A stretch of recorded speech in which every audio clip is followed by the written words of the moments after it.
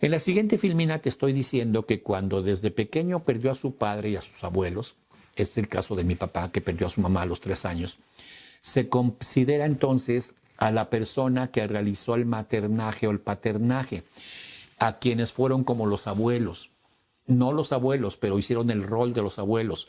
Igual el que fue como un hermano o como una hermana para esa persona y que obviamente no era su hermano, obviamente no era su hermana, pero hicieron ese rol. Como les he dicho una y otra vez, cuando la mamá muere, como te decía en el caso de mi papá, que a los 3 años perdió toda conexión con su mamá, la hermana mayor, que tendría unos 19, 20 años, la hizo de mamá con mi papá, que tenía 3 años. Entonces, si estuviéramos haciendo el árbol, poner a la mamá que falleció y poner a un lado la que hizo el maternaje, que en este caso, pues fue su hermana mayor. A veces es una vecina, a veces es una prima, a veces es la abuela, a veces es alguien que hace esa función. A un ladito de mamá que murió se pone como si tuviera 2 mamás o 2 papás o 2 abuelos. ¿Quién hizo esas funciones? Y puede ser que también tenga hermanos, hermanas que tengan esas circunstancias. Hay que tener también en este proceso de afinación que te estoy dando mucha atención, mucha atención a los secretos familiares. Como puedes ver en esta filmina, los secretos familiares generan niños con autismo o con Asperger, porque ellos mantienen el secreto familiar.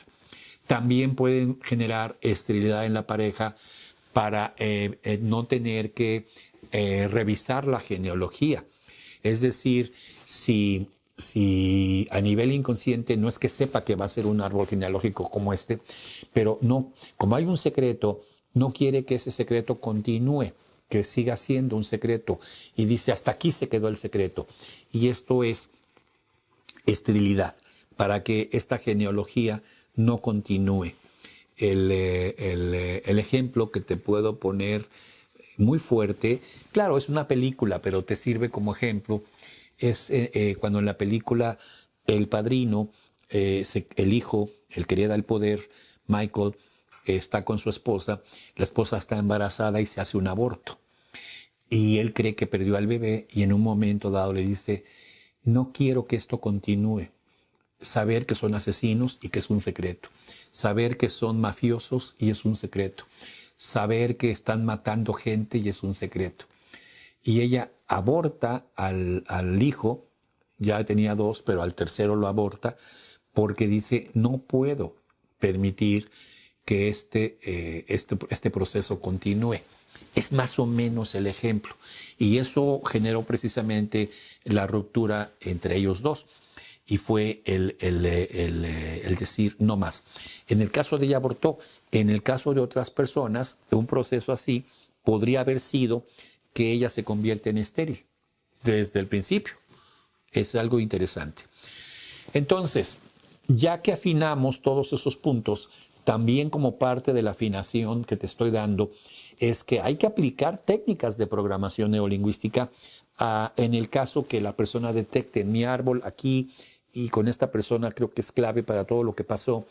Ahí le vas a hacer las técnicas, como puedes ver en esta filmina, de otorgando el perdón, de la línea de la vida, del niño interior, de la deuda emocional y, por supuesto, crear la metáfora viva para cada uno de los miembros. Así que, como puedes ver, te doy los elementos generales, los más específicos y los finos, para que tengas la capacidad de hacer el mejor trabajo con árbol genealógico que ninguna tecnología te pueda dar. De verdad, no te la van a dar así, tan explícita, tan clara, y con ejemplos como lo estamos haciendo, porque dejan mucho como, deja ver qué pasa y a ver qué sucede. Y no, yo creo que hay que trabajarlo con mucho profesionalismo. Si la persona, como en el caso de la señora Diana que trabajé y que vas a ver al final de este módulo como práctica, trabaja intensamente y deja ir, cambia, Mira, en esta filmina te lo explico así. De tu árbol, si dejas ir un poco, tendrás un poco de paz. Si dejas ir mucho, tendrás mucha paz. Pero si de tu árbol dejas ir completamente todas las cosas que hay que liberar, tendrás paz completa. Así de sencillo. Y si tú como reconversor llevas a la persona a soltar todo, estás llevando a esa persona a una paz muy grande. Vas a escuchar cuando le pregunto cómo estás y a la señora y me dice, estuve muy tensa un tiempo al principio y ahora con mucha claridad, con mucha paz, entendiendo lo que está pasando, muy contenta, y es porque soltó mucho. Quizás no todo, pero sí mucho. Ya tiene mucha paz. Si la llevas a que suelte todo, tendrá plena paz, completamente paz. Mente completa y en paz. Así de sencillo.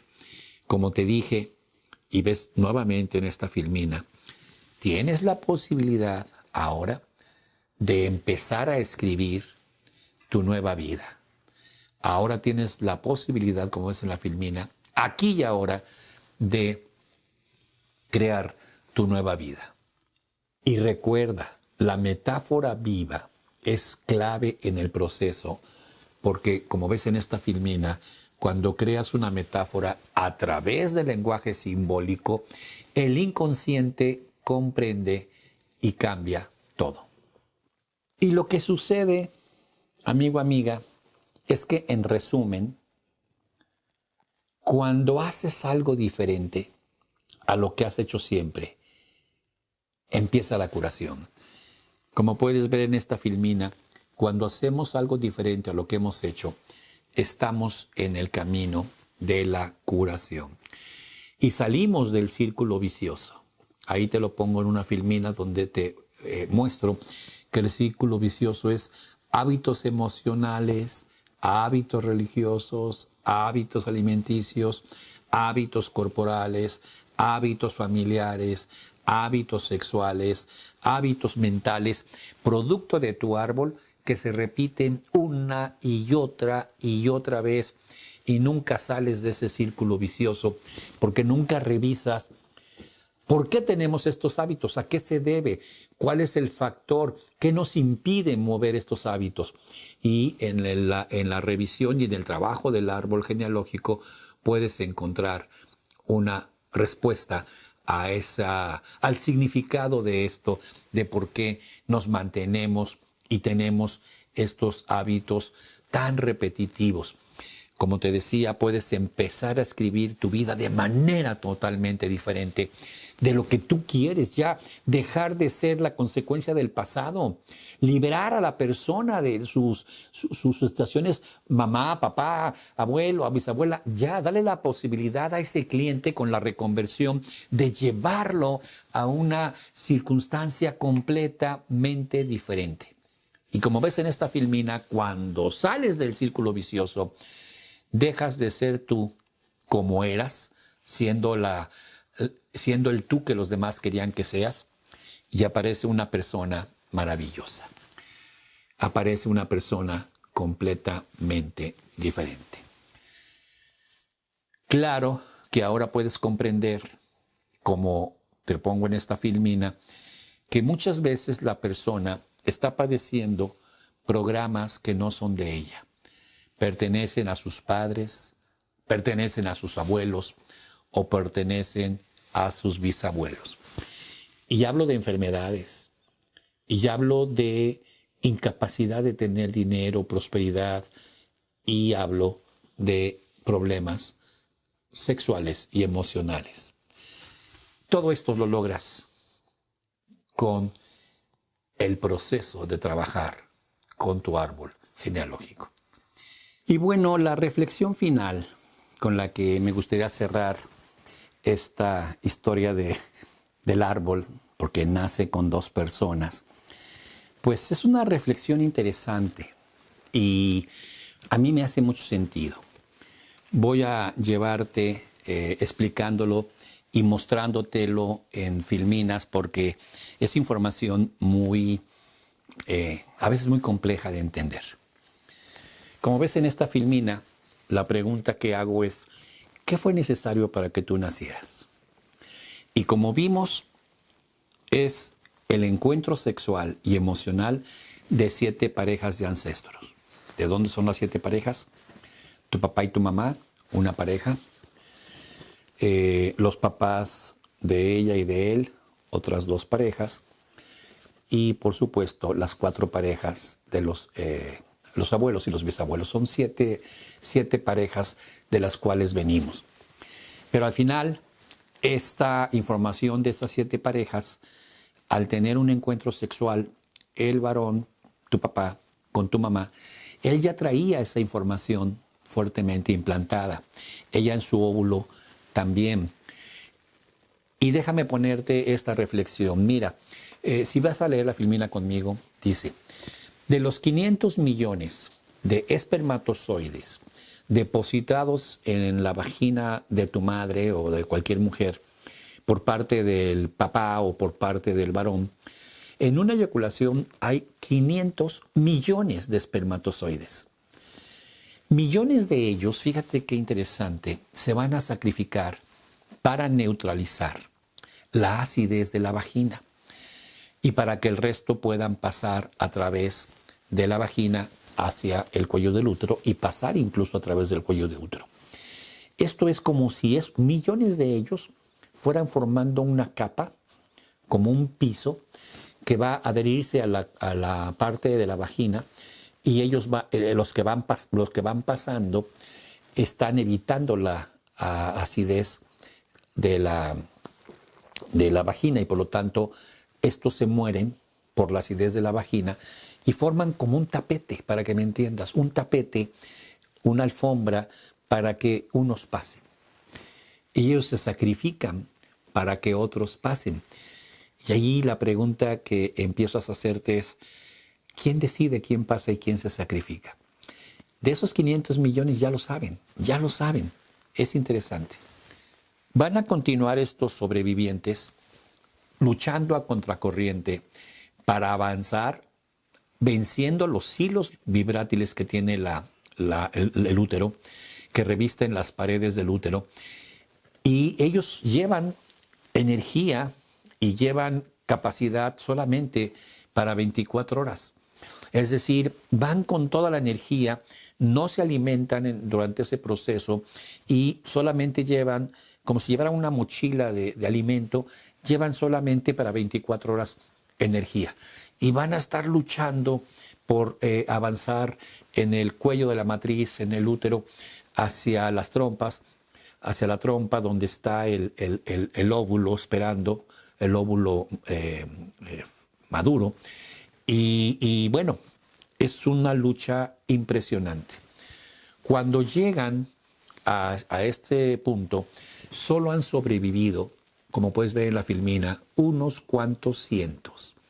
De 500 millones, unos cuantos cientos, no llegan ni a 1000. El resto se han sacrificado en el camino para llegar a la trompa, permitiendo que otros lleguen.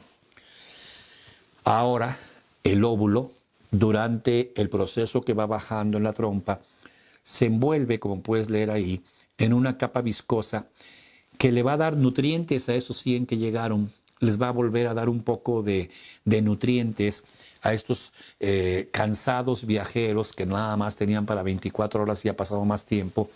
Y parte de esta sustancia viscosa que envuelve al óvulo, que lo toma de la trompa, lleva nutrientes para ellos, para apoyarlos.